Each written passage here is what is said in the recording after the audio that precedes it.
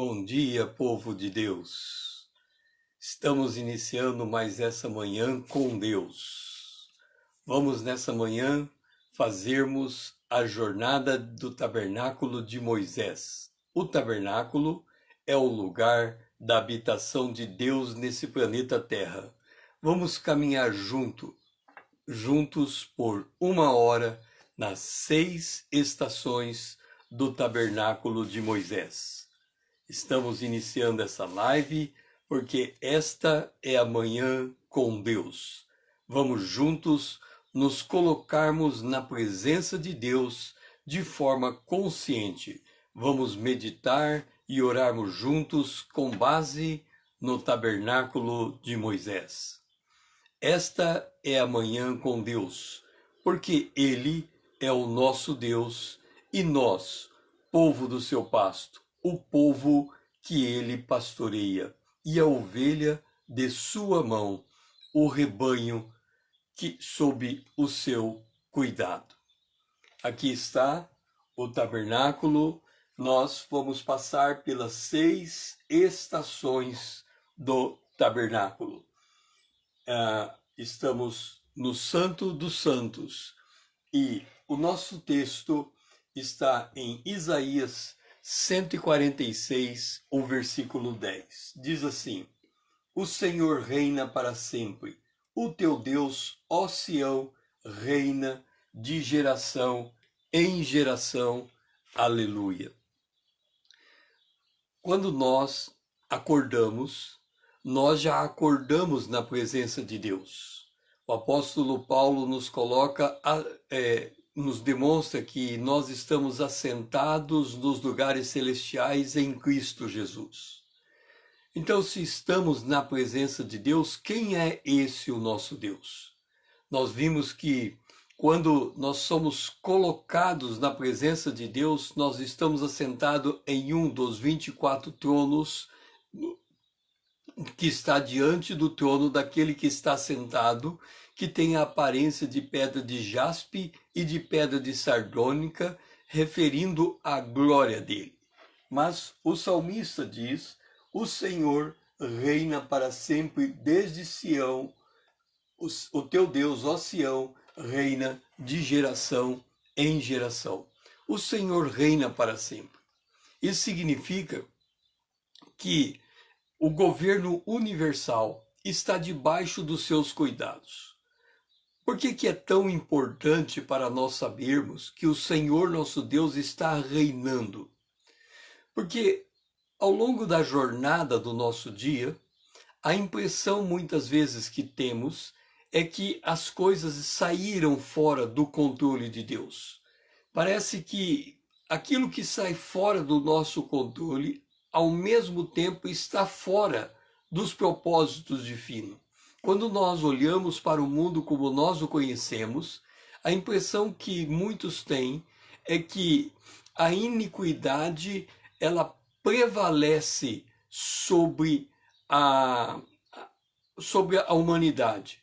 Parece que o mal está vencendo o bem, como se isso fosse possível. No entanto, vamos voltar um pouco ao Jardim do Éden. Deus criou o homem e o colocou em um jardim para o guardar e para o lavrar. Então esse era o propósito de Deus, que o homem tomasse a terra como um mordomo dela, cuidasse dela, dominasse a terra, sujeitasse a terra. Esse era o propósito inicial e continua sendo o propósito divino. Mas ele deu ao homem a liberdade de agir em conformidade com a sua consciência. Ok, como ele fez isso? Ele diz assim: olha, eu plantei o jardim, aqui estão todas as árvores frutíferas boas para se comer, no meio do jardim está a árvore da vida e ali está a árvore do fruto do conhecimento do bem e do mal. Esta árvore você não pode comer, porque se dela comer, você vai morrer. Ao ele determinar ao homem os limites da sua ação e as consequências, Deus demonstra o seu domínio sobre todas as coisas. Ou seja, o homem tinha o direito de escolher o bom caminho, mas se ele escolhesse o mal, haveria juízo sobre aquilo que ele estaria praticando. Portanto, quando nós olhamos para o mundo como nós o enxergamos hoje, a impressão que temos é que as pessoas podem praticar todo tipo de iniquidade, os juízes podem fazer o mal. No entanto, ainda que isso esteja acontecendo, ainda que pareça para nós que o mal está prevalecendo, todos hão de prestar conta àquele que governa. Então, quando nós abrimos o Salmo de número 2, o que nós encontramos ali? Diz assim: por que se enfurecem os gentios e os povos imaginam coisas vãs? Os reis da terra se levantam e os príncipes conspiram contra o Senhor e contra o seu ungido, dizendo: rompamos os seus laços e sacudamos de nós as suas algemas. Entenda, o Senhor reina. No entanto, quando nós olhamos para os reis da terra, os príncipes, eles estão macumunando contra o Senhor. Eles estão agindo contra o seu ungido. E eles estão sendo instigados pelos povos. Os povos imaginam coisas vãs. O resultado desse conluio é quebrar os mandamentos divinos. E quebrar os mandamentos divinos, ele é romper os laços, sacudamos de nós as suas algemas. Quais são as algemas divinas sobre o ser humano? São os 10 mandamentos. Ou seja, a lei, o padrão de Deus. Deus disse: se você comer, você vai morrer. Ao final, ele diz assim: agora, pois, ó reis, sede prudente, deixai-vos advertir, juízes da terra, servi ao Senhor com temor e alegrai-vos nele com tremor. Beijai o filho para que se não irrite e não pereçais no caminho. Se o salário do pecado é a morte, então significa que todo homem está, ao final da sua vida, prestando conta das suas atitudes e recebendo a paga por aquilo que recebe. Deus governa. Ele mantém todas as coisas sob seu controle. E os homens podem fazer aquilo que achar que lhe é conveniente, todavia precisa ter a consciência que hão de prestar conta diante de Deus. Então nós que acordamos e nos despertamos, nós nos despertamos diante daquele que reina para sempre, de geração em geração. E nós podemos confiar nesse governo, saber que ele será levado a bom cargo. E é nesse sentido que nós vamos fazer esta primeira oração do dia, o reconhecimento da soberania de Deus sobre os negócios humanos. Amado Deus e nosso Pai, nesta manhã em que nós nos despertamos diante de Ti, nós trazemos à nossa memória de que o Senhor reina. Desde Sião o Senhor reina. O Senhor reina de geração em geração. Ainda que a nossa geração, Senhor, pareça que ela está num grau muito mais elevado de iniquidade do que muitas outras gerações, nós sabemos que mesmo que esse grau seja grande, ele foi como nos dias de Noé. E nos dias de Noé o Senhor mostrou a soberania, quando o Senhor colocou em juízo toda a humanidade daquela época, assim como o Senhor coloca em juízo a humanidade dos nossos dias. Nós, ó Pai, estamos aqui para glorificar o Teu nome e para reconhecer a Tua soberania sobre os negócios humanos. Nós cremos, ó Pai, que servimos aquele que reina. E porque servimos aquele que reina, podemos, Senhor, colocar paz em nosso coração, porque sabemos que todas as coisas estão sob o teu domínio, sob os teus cuidados, sob a tua graça e sob a tua misericórdia. Nós oramos agradecidos em nome de Jesus. Amém. Nós saímos da Arca da Aliança e vamos descer agora para o altar de ouro. Alinhado com o Salmo 146, o versículo 10, nós encontramos o Salmo 148, versículo 14. Ele exalta o poder do seu povo, o louvor de todos os seus santos, dos filhos de Israel, povo que lhe é chegado. Aleluia. O altar de ouro é um altar de voluntariedade. É um altar que representa quem nós somos aos olhos de Deus.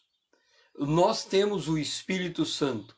Então, o Espírito Santo em nós é de uma preciosidade tão grande que é como se nós inteiro fôssemos revestidos de ouro. Quando o Senhor olha para nós, ele olha para o seu próprio Espírito em nós. E é isto que nos dá a conformação que agrada aos olhos de Deus.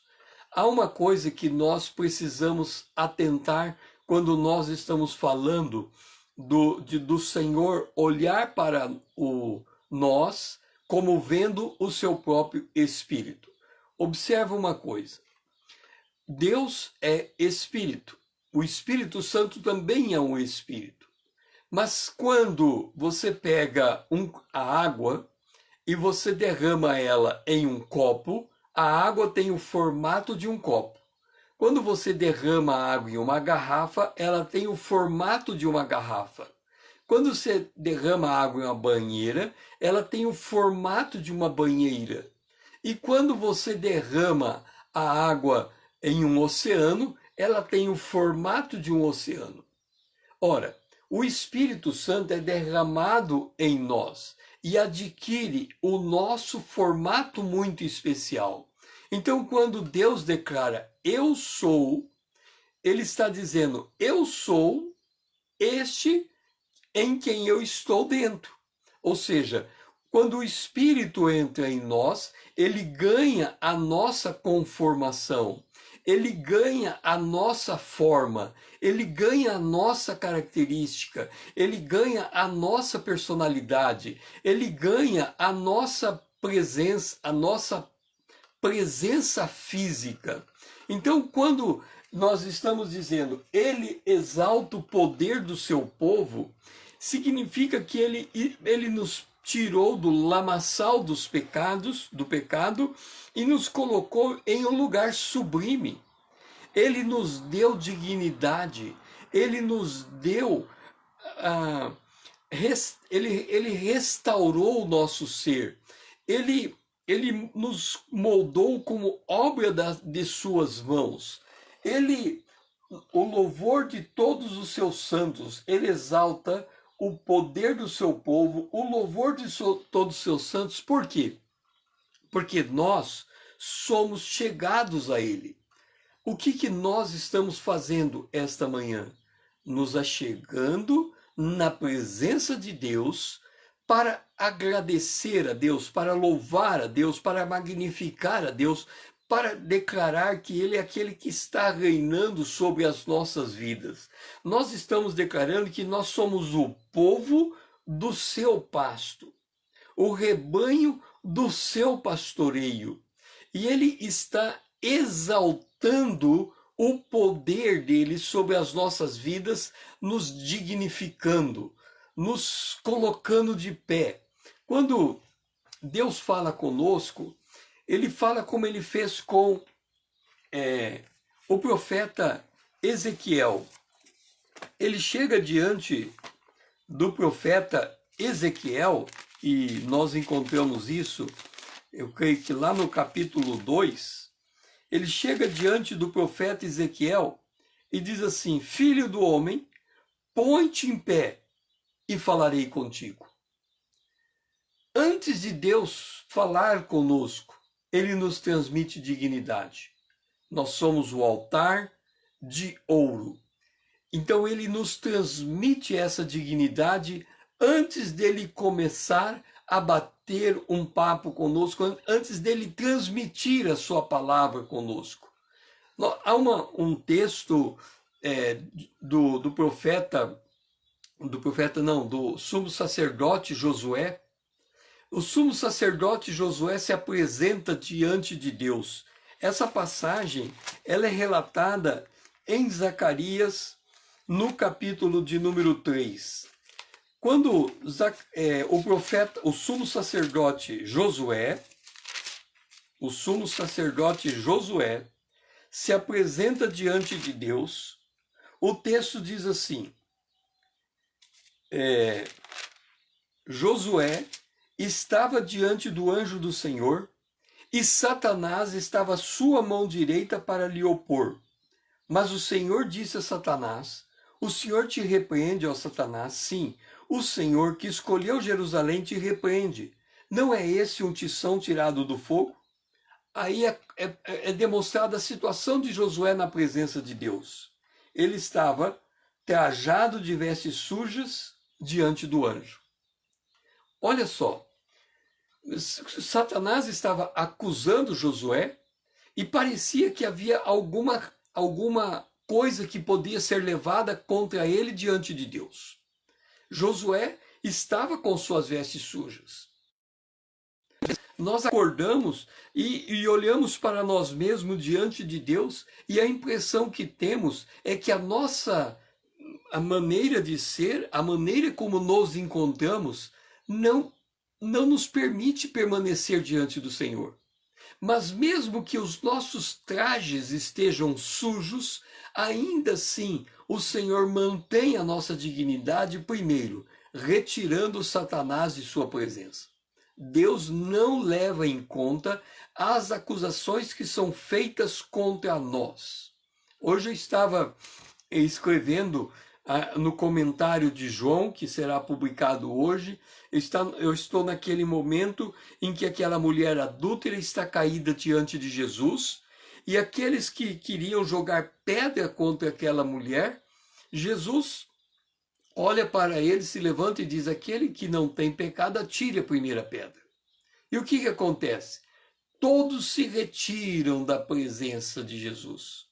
E a mulher fica sozinha diante dele. E quando ela fica sozinha diante dele, o que ele diz? Onde estão os teus acusadores? Onde está Satanás que estava te acusando? Ele já retirou Satanás da presença dele. Onde está aqueles que querem jogar pedra em você? Jesus já tirou esses que querem jogar pedra. Então, quando diz assim, ele exalta o poder do seu povo, significa ele confere dignidade ao seu povo. Então, ainda que esteja com as vestes sujas, todos aqueles que são os acusadores são retirados. E quando Jesus se volta para a pessoa, ele diz assim: nem eu te condeno. O que é isso? É um convite ao arrependimento.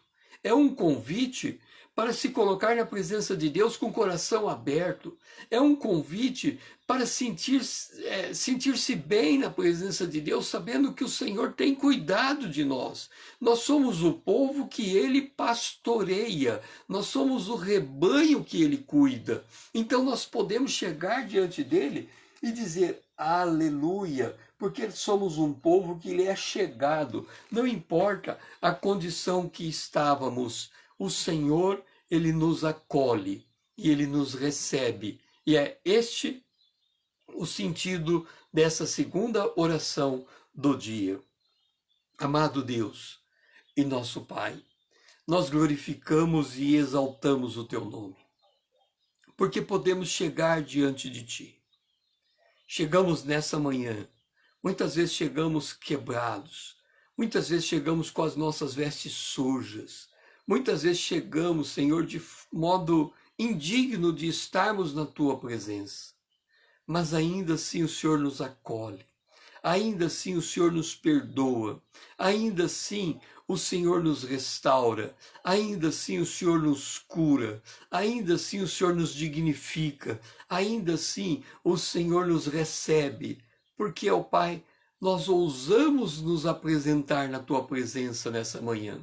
Nós ousamos estar diante de Ti, Nós glorificamos o teu nome porque o Senhor nos recebe, ó Pai. O Senhor nos acolhe e nós somos o povo do Senhor. O Senhor, ó Pai, nos dá dignidade. E é dessa dignidade que nós te somos gratos, Senhor, porque o Senhor fez isso conosco, ó Pai. Nós exaltamos o teu nome, em nome de Jesus. Amém. Nós estávamos na Arca da Aliança, seguimos para o altar de ouro e chegamos agora na mesa dos pães. Agora é o nosso café da manhã com o Senhor. O texto alinhado é 1 João capítulo 2, o verso 14. Filhinhos, eu vos escrevi porque conheceis o Pai. Pais, eu vos escrevi porque conheceis aquele que existe desde o princípio. Jovem, eu vos escrevi porque sois forte e a palavra de Deus permanece em vós e tendes vencido o maligno. Isso está em 1 João, capítulo 2, o versículo 14. Veja que coisa extraordinária. Eu acabei esquecendo de acender a lâmpada aqui. Vou acender. Veja que coisa extraordinária. Filhinhos, eu vos escrevi porque conheceis o Pai. O que nós oramos ali no altar de ouro? Que nós somos um povo chegado, um povo que lhe é chegado. E por que nós somos esse povo que podemos entrar na intimidade do nosso Deus? Porque nós o conhecemos. Nós o conhecemos. Que coisa extraordinária! Nós conhecemos o nosso Deus. Nós somos conhecidos por Ele. Nós não o conhecemos de ouvir falar. É interessante que quando nós lemos a João, no capítulo de número 14, quando Jesus diz que Ele não nos vai deixar só, e Ele vai nos enviar o Consolador, eu rogarei ao Pai, diz assim, eu rogarei ao Pai, e Ele vos dará outro Consolador, a fim de que esteja para sempre convosco, o Espírito da verdade que o mundo não pode receber, porque não o vê, nem o conhece. Vós o conheceis, porque Ele habita convosco e estará em vós. Observe um detalhe. O mundo não pode receber o Consolador porque não consegue enxergar o Consolador e não conhece o Consolador. Aonde que está o drama desse texto? Acontece que antes de nós conhecermos Jesus, nós também estávamos no mundo. Então, quando diz aqui, o mundo não o vê nem o conhece, e nós também estávamos no mundo, nós não ouvíamos e nós nem o conhecíamos. Mas o que fez essa mudança que nos permitiu conhecer o Senhor?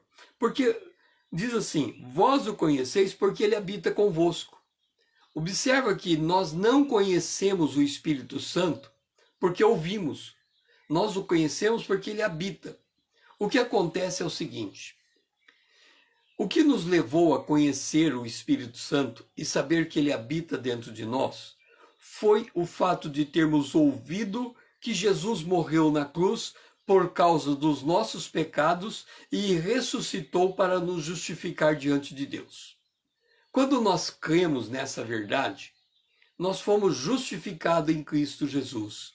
Mas no exato instante em que houve essa justificação, nós fomos regenerados, nós nascemos de novo. E nesse exato instante em que nós nascemos de novo, o Espírito Santo passou a habitar dentro de nós. Então, é como se nós estivéssemos com os olhos abertos, olhando para o mundo, e nós fazíamos parte desse mundo, e de repente nós fechássemos os nossos olhos e enxergássemos dentro de nós o Espírito Santo habitando dentro de nós.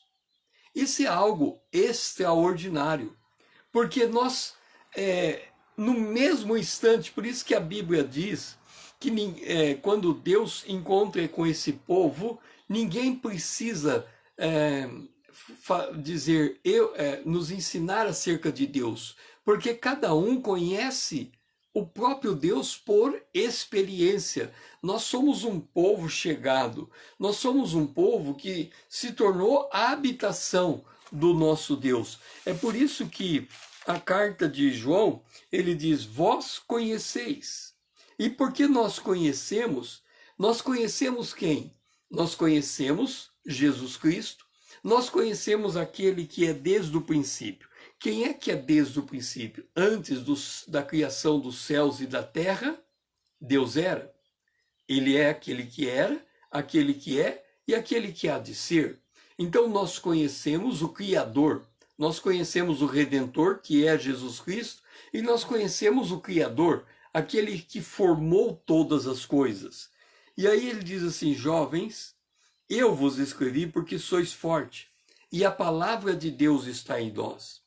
Observa um detalhe, nós somos fracos por natureza, mas quando nós estávamos lendo ali no altar de ouro, o Salmo 148:14, em que ele exalta o poder do seu povo, lembra quando Deus chega até Gideão e diz assim, Gideão, eu tenho uma obra para fazer com você, que é libertar os teus irmãos. Gideão estava escondido em um determinado lugar, ele estava com medo, ele estava preocupado com a sorte do seu povo, e o Senhor o encontrou naquela condição, e o Senhor diz assim, vai nesta tua força. Qual era a força de Gideão? Era a presença do Espírito de Deus com ele. Não era a sua estrutura física. Ele pessoalmente estava com medo. E nós vivemos essa contradição. Ao mesmo tempo em que nós sentimos os nossos temores, ao mesmo tempo que sentimos os nossos complexos, ao mesmo tempo que nós sentimos as nossas dores, ao mesmo tempo, nós somos a habitação do Espírito Santo. Nós temos o poder de Deus. Então nós temos que ter essa convicção de que nós somos fortes, porque a presença daquele que é forte está conosco. Nós somos fortes porque nós podemos contar com o nosso Deus.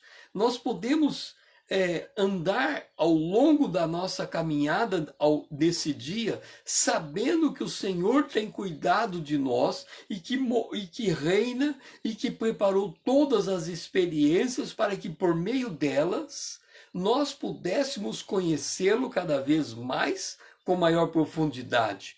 Então, nós estamos diante de Deus, daquele que nos conheceu e que nós o conhecemos. Por que nós o conhecemos? Porque sabemos da presença do Espírito de Deus dentro de nós. Nós podemos ter essa convicção de que não estamos sozinhos. Então, Pai, eu vos escrevo porque conhecem aquele que existe desde o princípio. Jovem, eu vos escrevi porque sois forte. A palavra de Deus permanece em vós e tendes vencido o maligno. Lembra? Com Josué, sai para trás de mim, Satanás. Esse é um tição tirado do fogo. Deus nos dá dignidade e nós vencemos o maligno porque ele nos dá e nos confere essa dignidade, porque ele habita dentro de nós. E é nesse sentido que nós vamos tomar o nosso café da manhã nesse momento. Amado Deus e nosso Pai, nós glorificamos a Ti, Senhor, porque podemos tomar o nosso café da manhã nessa hora. Podemos sentir a presença do Teu Espírito Santo dentro de nós. O nosso ser estremece, Senhor, pela presença gloriosa do Teu Espírito. Nós, com o Teu Espírito, é maior aquele que está conosco do que aquele que está nesse mundo. Por isso, Satanás tem que se afastar da nossa presença. Por isso, nós podemos nos sentir, Senhor, confortado diante de Ti. Nós podemos sentir fortalecidos diante de Ti. Nós podemos sentir isso, Senhor, porque a Tua palavra permanece conosco, porque ela declara a dignidade que o Senhor nos conferiu nesta manhã, Senhor.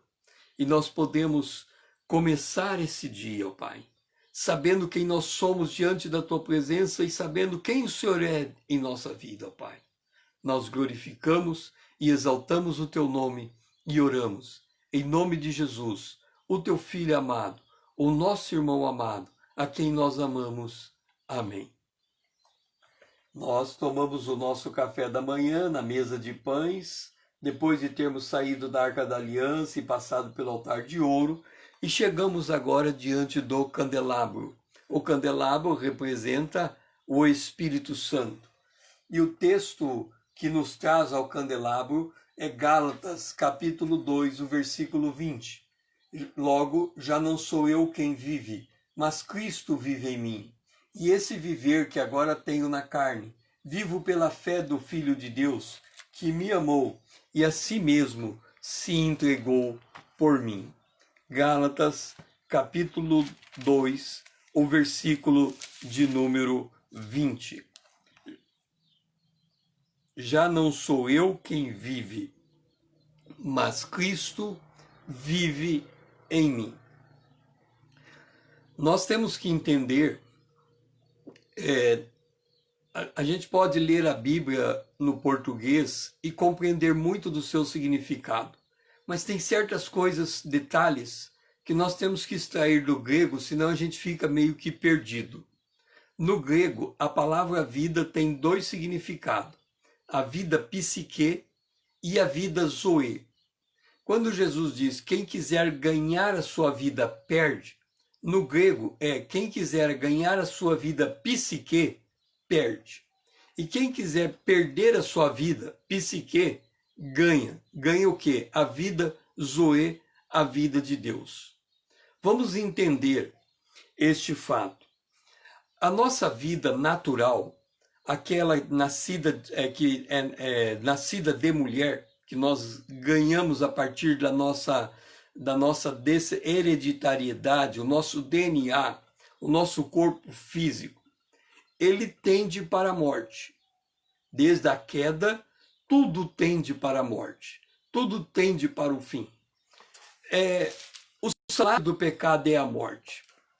Se o salário do pecado é a morte, e quem determinou esse salário foi o próprio Deus, se comer você vai morrer, ele não pode revogar a sua palavra. Ele não pode abrir mão da sua palavra. Então ele tem que executar necessariamente a morte. Ora, nós deveríamos ir para a morte, e ele vai executar a morte. Só que como nós somos um povo que conhece o seu Deus, o que aconteceu? Ele, ao invés de executar a morte em nós, ele executou a morte que nos era devida no seu Filho, Jesus Cristo. Então, ele literalmente pegou Jesus Cristo e como se ele falasse assim, Jesus, você agora assume a forma do César. E eu vou derramar a minha ira sobre você, que era a ira que eu tinha que derramar sobre o César. E eu vou matar você, porque é isso que eu devia fazer com o César. E ele mata Jesus. Ao ele matar Jesus, Jesus morre. Jesus assume sobre si o pecado do César. Ele assume sobre si tudo aquilo que Deus tinha contra o César. Deus executa integralmente a sentença. Executada a sentença, o César morreu, porque Cristo morreu. E a história podia ter terminado ali. Mas ao terceiro dia, ele vai ao túmulo e retira Jesus do túmulo. Como que nós sabemos que ele retira Jesus do túmulo? Isso está em Romanos, no capítulo de número 1. diz assim, Romanos 1, Jesus foi designado Filho de Deus com poder, segundo o Espírito de Santidade, pela ressurreição dos mortos, a saber, Jesus Cristo. É como se ele falasse, o Espírito Santo vai lá e tira Jesus do túmulo e coloca ele na posição de glória e restaura tudo aquilo que ele tinha abdicado antes de passar por essa experiência, porque Jesus não teve por usurpação ser igual a Deus, ele se esvaziou para se assemelhar a nós. Nós estávamos vazios de Deus. Então, quando nós morremos, quando Jesus morreu, nós morremos. Quando Jesus ressuscita, nós ressuscitamos. É por isso que Paulo diz, já não sou eu quem vive, mas Cristo vive em mim. Porque desde o momento em que nós recebemos Jesus como Senhor e Salvador, a vida que flui em nós não nos pertence mais, é a vida de Deus através de nós. É como se Deus dissesse assim, olha, desde aquele momento em que você entregou sua vida ao Salvador, eu vou viver a vida no teu lugar. Eu vou viver inteiramente essa vida. Mas, ao mesmo tempo em que ele vive esta vida em nós, se fosse forçado, seria uma outra pessoa dentro de nós. Mas como não é forçado, é como se nós disséssemos, Senhor, pega a minha vida e absorve ela de maneira tão integral que a minha vida e a tua se tornam uma única vida. Então é como se alguém falasse assim, como que Deus é? Você responde, Deus é igual a eu, é igual à minha pessoa. Como assim igual à tua pessoa? Acontece que quando eu entreguei a minha vida a Jesus Cristo, o meu velho homem morreu e o meu novo homem passou a viver. E essa nova criatura que passou a viver, ela é tão identificada com Deus que quando o Senhor colocou um novo espírito dentro de mim, o meu espírito se uniu ao Espírito de Deus e eu e o próprio Deus nos tornamos uma única pessoa. Não há distinção entre quem eu sou e quem Deus é. A partir dessa identificação que acontece em Cristo Jesus. Então já não sou eu que vivo, é Cristo que vive em mim. E esse viver que agora tenho na carne, se é no meu corpo, naquilo que você consegue observar de mim, é uma vida baseada na fé. Então, eu estou andando agora baseado na fé de que eu não tenho mais a minha vida, porque ela morreu na cruz, mas a vida que eu estou vivendo, imagina você cruzando o Mar Vermelho. Quando você cruza o Mar Vermelho e o mar se fecha, você olha para trás e você enxerga os teus inimigos mortos, você não consegue mais enxergar o Egito, porque ele ficou distante, já não pertence mais, você já faz parte de outra coisa. E quando você olha para frente, o que está diante de você é a nova Canaã. Ou seja, o que está diante de nós agora é a vida eterna. Nós passamos da morte para a vida. Houve essa transição. Então a vida que nós vivemos agora, nós vivemos baseado na fé. Nós vivemos baseado no fato de que o Espírito Santo habita dentro de nós. Nós vivemos baseado no fato de que agora estamos na presença de Deus, que nós somos agora um povo achegado a Deus, um povo que conhece o seu Deus, um povo que sabe que o Senhor reina para sempre, um povo que já entrou na vida eterna. Então, é nesse sentido que nós vamos fazer a nossa quarta oração do dia, a nossa quarta estação. Senhor, nós estamos diante de Ti. Quando nós olhamos para nós mesmos, quantas coisas nos fazem enfraquecidos? Seja por uma enfermidade, seja pelo cansaço físico, seja pelo abatimento da preocupação do dia, seja pela necessidade, Senhor, de fazer frente aos compromissos que temos e não sabemos como dar cabos nele. Mas, Senhor, nós também enxergamos que todas essas coisas que muitas vezes nos perturbam, nós colocamos esse fardo diante de Ti. Porque, na verdade, Senhor, ainda que continuamos vivendo com as nossas enfermidades, com os nossos problemas, com as nossas lutas, com as nossas dores, com as nossas preocupações, na verdade é o Senhor que está vivendo essa vida em nosso lugar. É o Senhor que está sentindo as nossas enfermidades. É o Senhor que está sentindo as nossas preocupações. É o Senhor que está sentindo aquilo que perturba o nosso ser. Portanto, Senhor, não estamos só nessa luta. Nós temos alguém com quem podemos contar. A vida que nós estamos vivendo pela fé no Filho de Deus que nos amou. Então, Senhor, nós não estamos sozinhos. Se isso está acontecendo conosco, está nos tirando a paz, é porque o Senhor quer, através destas experiências, nos fazer conhecer ainda mais o Senhor. Então, que os nossos olhos não se voltem tanto para os problemas, mas se volte para a presença do Senhor em meio à tribulação, para sabermos que o Senhor nos deu dignidade, é o mesmo que nos dá a vitória. E crendo nisso, nós oramos, em nome de Jesus, o teu Filho amado, a quem nós amamos. Amém. Saindo do candelabro, nós vamos à pia de cobre. E a pia de cobre, nós estamos em João, capítulo 15, o versículo de número 7. E nesse texto está escrito: se permanecerdes em mim, e as minhas palavras permanecerdes em vós, pedireis o que quiserdes, e vos será feito.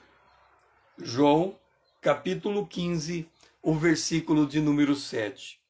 Se permanecerdes em mim, e as minhas palavras permanecerem em vós, pedirei o que quiserdes, e vos será feito. Deixe-me dizer uma coisa. Quando nós oramos de acordo com o tabernáculo, nós devemos entender quem somos nós em relação ao tabernáculo. Nós somos formados por espírito que habita em um corpo que tem uma alma. O espírito, está vendo que aqui tudo é preto, está negro? Esse aqui é o santíssimo lugar, o santo dos santos. Os santos dos santos representam o nosso espírito. O nosso espírito, ele não fala em linguagem comum, em linguagem humana. Ele usa para transmitir ao nosso ser, ele usa de impressões, de intuições, de sensações. A comunicação do espírito é feita desse modo. Isso que está em azul representa a nossa alma. E aqui, por isso que nós nos alimentamos. O nosso espírito não precisa se alimentar. Ele já tem a unção. Ele já está intimamente ligado com o Espírito Santo. Ele é um com o Espírito. Então ele já está pronto. O nosso espírito ele está sempre pronto. Ele está sempre em condição. Ele tem todo o conhecimento, tem toda a sabedoria, ele sabe resolver todos os problemas. Ele não tem dificuldade alguma, porque ele está em união permanente com o Espírito de Deus. Agora a nossa alma não. A nossa alma muitas vezes ela se sente enfraquecida, e por isso temos que nos alimentar a nossa alma com palavras que demonstram quem nós somos na presença de Deus. E quando nós olhamos para aquilo que nós somos na presença de Deus, aqui não exige nenhum esforço. É a obra de Deus. É aquilo que Deus já fez por nós. Já não sou eu que vivo, Cristo vive em mim. Isso é obra de Deus. Então a alma, ela usufrui de uma obra feita por Deus, que lhe confere a dignidade, que lhe confere a capacidade. Agora, quando nós entramos no pátio, agora nós estamos falando do nosso corpo. O nosso corpo tem as fraquezas próprias do corpo. Talvez você acordando 5 horas da manhã está sentindo sono ainda, um ligeiro cansaço, talvez tenha dormido tarde. Então o nosso corpo, ele sente o abatimento, ele sente a sede, ele sente a fome. E quando isso acontece, a tendência que nós temos é de nos esquecermos quem nós somos. Porque quando a gente se depara com o nosso corpo, o que vem à mente é a nossa fraqueza, é a nossa fragilidade, é a nossa complexidade, os nossos complexos. Então, quando nós estamos no nosso corpo, nós temos que trazer a nossa consciência de quem nós somos. E aí nós precisamos de algum esforço. E o esforço é esse: se permanecerdes em mim e as minhas palavras permanecerem em vocês. Nós estamos aqui, nesse momento de oração, 15 minutos para 6 horas da manhã, e depois que sairmos da presença de Deus, desse momento de oração, porque da presença de Deus nós nunca saímos, mas desse momento de oração, nós vamos ter uma imersão no dia, ao longo do dia, nos nossos afazeres, nas nossas atividades. E qual é a tendência? Nos absorvermos tanto pelos problemas que vamos enfrentar, que nos esquecemos que nós temos o nosso Deus para nos ajudar. O que Jesus diz? Quando você sair daqui desse momento de oração e entrar no teu dia a dia, você não perdeu o contato comigo. Você continua vivendo a vida pela fé. E se você vive pela fé, e se você entende que a tua vida é a minha vida, diz Deus, que o teu problema é o meu problema, diz Deus, que a tua enfermidade é a minha enfermidade, diz Deus, então tudo o que você quis pedir, o que quiser, lhe será feito. Quer dizer, continue orando, continue falando comigo. Permanecer, se permanecer em mim e as minhas palavras permanecerem em você, esse ato de permanecer é o ato de falar com Deus. Nós permanecemos em Deus tanto quanto falamos com Deus. Se nós não falamos com Deus, nós desconectamos de Deus. Se nós falamos com Deus, nós nos conectamos com Deus. Por isso que Paulo diz: orai sem cessar. Significa passar a vida, as 24 horas do dia, em um processo contínuo de oração. Como é que nós fazemos isso? Neemias nos ensina. Ele estava preocupado com a sorte de Jerusalém, e o rei enxerga o abatimento de sua face. E o rei pergunta para ele: por que a tua face está abatida? O que é que está perturbando o teu coração? Imagina você diante do Bolsonaro, e o Bolsonaro fala: por que você está abatido? Você está diante do presidente. Você não vai falar para ele: ó, dá um momento, vai até o banheiro, ajoelha, ora, pede sabedoria a Deus, volta. E aí o Bolsonaro fala: ué, para onde você foi? Não, fui no banheiro fazer uma oração a Deus para poder falar com você. Não foi assim que Neemias fez. A Bíblia diz que Neemias orou a Deus e falou com o rei. Quanto tempo levou a oração, levou para Neemias fazer a oração a Deus? Coisa de segundo. Senhor, me ajuda. Ele já tinha orado a Deus. Ele já tinha chorado diante de Deus por Jerusalém. Agora ele estava diante da oportunidade de fazer algo por Jerusalém pela palavra do rei. Então, naquele momento, ele disse: Senhor, me ajuda. Porque ele já esteve na presença de Deus. Então é como se ele dissesse: Senhor, lembra que eu falei contigo de manhã? Me ajuda. E aí ele volta a falar com o rei. E assim deve ser nós ao longo desse dia. A gente, em questão de um segundo, devemos fazer esse contato celestial e nos voltarmos àquilo que temos que trabalhar, aquilo que nos envolve nesse dia. E é nesse sentido que nós vamos orar ao Senhor. Amado Deus, nós agora nesta manhã tomamos a decisão de permanecermos diante de Ti, em contato contigo, orando, e fazer com que a Tua palavra permaneça em nós, nos lembrando que podemos voltar a Ti em oração, diante de qualquer situação, porque não vivemos nós. Tu, o Senhor, vive em nós. Então o Senhor quer participar conosco daquilo que estamos vivenciando, seja o que for. Então, quando estivermos diante da luta, diante da batalha, diante do calor do dia, não venhamos a nos esquecer de que não estamos sozinhos. O Senhor está conosco. E que naquele instante, nem que seja por um segundo, nós podemos clamar ao Senhor, sabendo que seremos ajudados por Ti e que o Senhor nos dará sabedoria para resolvermos o que tivermos que resolver. Nós oramos em nome de Jesus, o Teu Filho amado, a quem nós amamos. Amém. Agora que nós passamos pela pia de cobre, nos lavamos com o ânimo do Espírito, tomando essa firme decisão de permanecermos diante de Deus e de nos socorrermos a Ele ao longo do dia, nós chegamos no altar de cobre.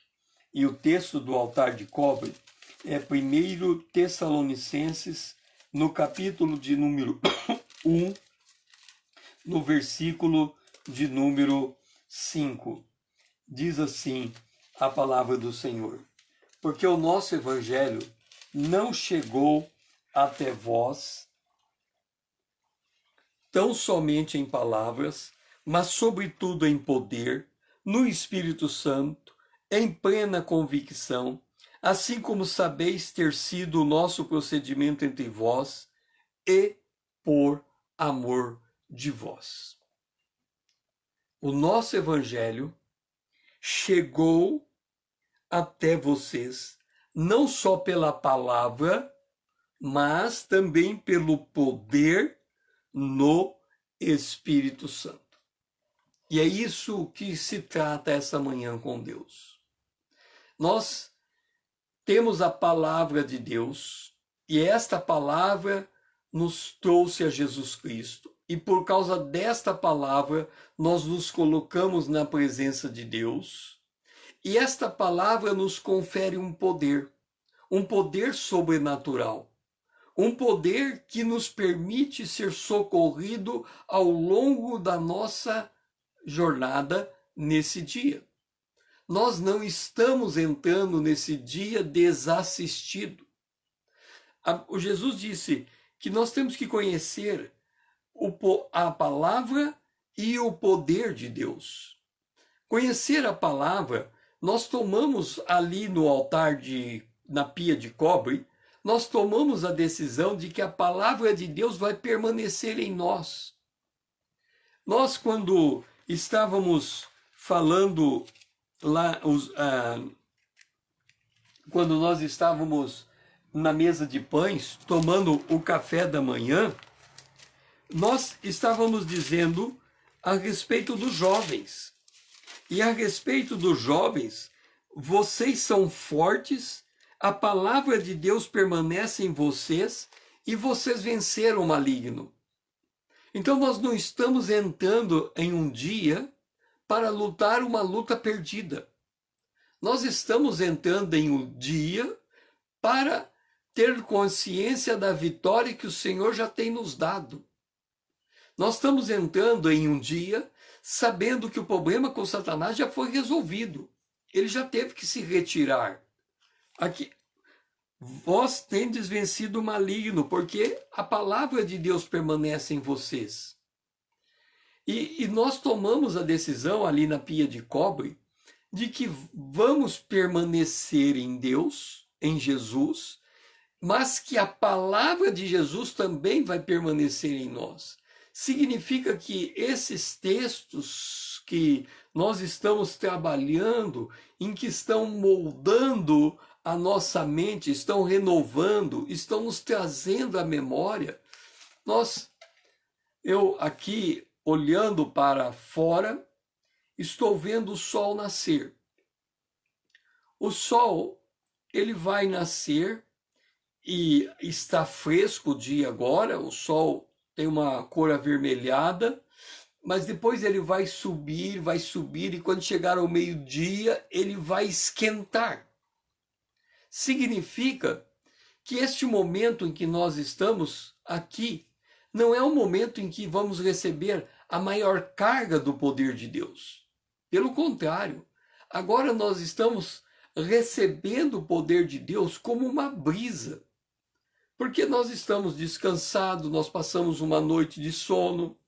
Assim que terminarmos esse momento de oração, vamos tomar o nosso café da manhã, porque nós já tomamos diante de Deus, já comemos o pão, que é o Senhor Jesus Cristo. Eu sou o pão da vida. Espiritualmente já estamos alimentados, mas depois nós vamos tomar o café da manhã. O que é o café da manhã? É uma refeição leve, geralmente frutas, leite, queijo, pão. É coisa leve, ninguém vai comer uma feijoada no café da manhã. Ainda que quem trabalha na fazenda pode comer coisa forte, porque o dia dele já pega pesado, já pega no machado, já pega em cima de um cavalo, já pega no sol ardendo. Então ele precisa de uma alimentação mais forte. Uma pessoa que é atleta, ele precisa de muito mais alimento. Mas ao longo do dia, em que a coisa vai esquentando, vai fervendo, o poder de Deus também vai aumentando, assim como o sol. Então, quando temos passado por dias bem quentes, quando você estiver no momento mais quente do dia, ao invés de reclamar o calor, faça duas verificações.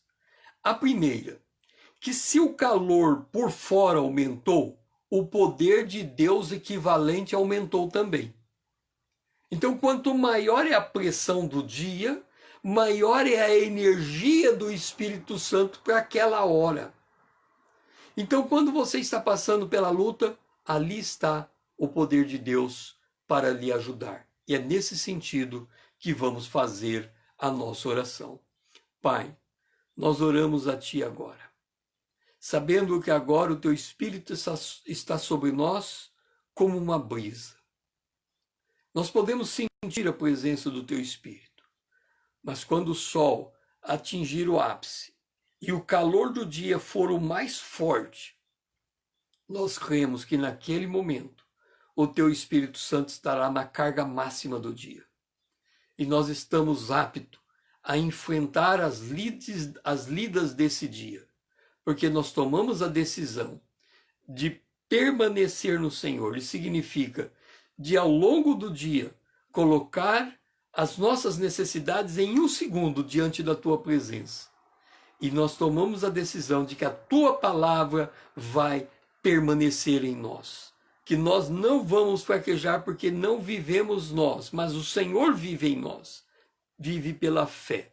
E nesta fé, nós cremos que o Teu Espírito estará assumindo a intensidade necessária para tudo o que acontecer nesse dia. No momento do maior calor da batalha, será o momento em que estaremos mais energizados pela presença do Teu Espírito. Agora, nós estamos prontos a irmos para as lidas do dia. E aqui não me impressiono com os poderes deste mundo. Esta é a frase do dia. Eu não me impressiono com os poderes deste mundo, porque eu sei que o meu Deus reina, o Senhor reina, e eu não me impressiono com os poderes desse mundo. Não esqueça, mande aviãozinho, mande essa mensagem a quem você acha que precisa receber esse renovo nessa manhã. Que o Senhor seja louvado, glorificado é o nome do Senhor, que ele receba a honra, o louvor e a glória de dizer